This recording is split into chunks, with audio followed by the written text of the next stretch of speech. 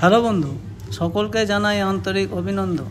আজকে একটি ফুলকপি চাষ কিভাবে করবেন সেই বিষয়ে ভিডিও তুলে ধরছি। দেখুন, আমি ছোট্ট জায়গা অর্থাৎ বাগানের মধ্যে দেখাচ্ছি।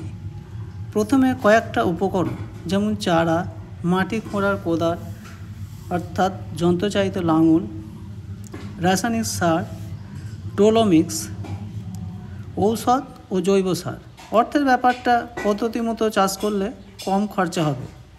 দেখুন, প্রথমে মাটিতে হালকা জলসেচ করে উপরে কাটা প্রতি 3 কেজি ডোলোমিক্স ও 2 কেজি জৈব সার ছড়িয়ে চাষ দিয়ে ভেলি বানিয়ে ফেলে রাখবেন।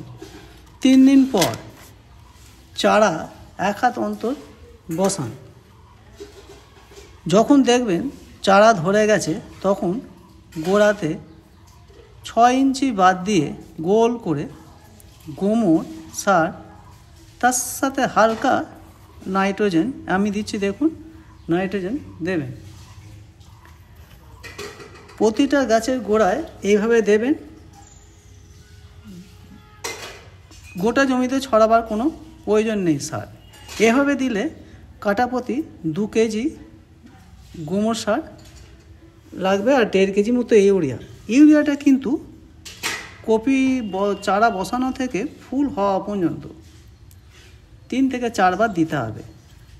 2 কেজি 3 থেকে 4 বার দিতে হবে। প্রথমে 250 করে দেবেন, ওইরকমভাবে দেবেন 6 ইঞ্চি দূরে। আচ্ছা, ঔষধটা তো ঘরেই বানিয়ে নেবেন। দেখবেন জৈব ঔষধটা বানাবেন আর জৈব সারটা বানাবেন ঘরেতে।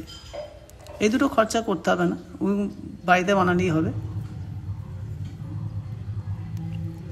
হ্যাঁ বন্ধু, যদি দেখেন কপির পাতা অর্থাৎ কপি খেয়ে নিচ্ছে, কোনো ঔষধ বাজার থেকে এনো কোনো ঔষধের কাজ হচ্ছে না যদি মনে করেন, তখন দেখবেন বুঝে নেবেন এই পোকাটা কিন্তু হেভি চালাক। এই পোকাটার নাম আমরা বলি ল্যাদা পোকা।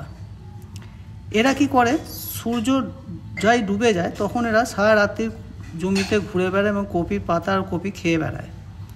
এই পোকাটা কিন্তু মারা খুব শক্ত। কি করবেন জানেন? হ্যাঁ, এবার প্রশ্ন জাগতে পারে, তাহলে উপায় দেখবেন গোপন ডেরা থেকে আপনি লিটার প্রতি 2টো পোকা সংগ্রহ করবেন। লিটার জল লাগে মোটামুটি দেখে সংগ্রহ করে চিমটে আর ওই খালি বোতল নিয়ে যাবেন। দেখবেন হাটকে দেখবেন ওই কোনো গোপন ডেরাতে দেবেন, পাতা উল্টো দিকে আছে বা কপি ডাঁটার তলায় আছে, নিয়ে ধরে দেখবেন ভালো করে জলে ঘেঁটে নেবেন।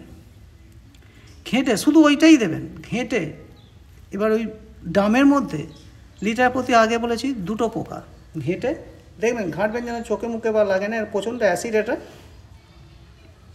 দিয়ে গোটা জমিটা শুধু এইটাই দেবেন, স্প্রে করে দেবেন। কথায় বলে কাঁটা দিয়ে কাঁটা তোলা। 3 থেকে 4 দিন পর গিয়ে দেখবেন জমির মধ্যে আর ওই পোকা নেই। খুব সুন্দর কাজ হবে। হ্যাঁ বন্ধু, বোঝাতে পেরেছি? বুঝতে অসুবিধা হলে কমেন্টে জানান, লাইক করুন এবং এই চ্যানেলের সঙ্গে থাকুন। ধন্যবাদ।